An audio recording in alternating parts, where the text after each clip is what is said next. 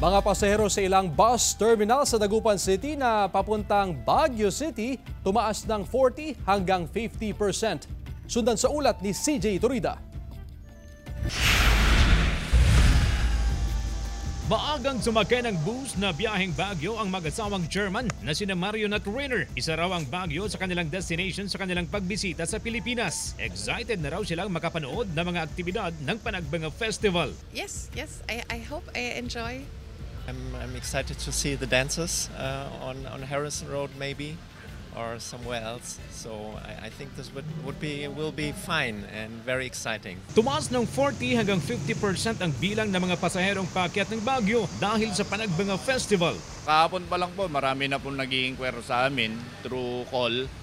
Meron na rin mga gustong magpa-reserve sa biyaheng Baguio natin. Mahigit 50 bus unit ang bumabiyahe sa Baguio City ngayon, kabilang ang mga nabigyan ng special permit. Nasa 10 minutes ang trip interval ng bawat bus upang hindi masyadong mainip ang mga pasaherong nagkihintay sa daan.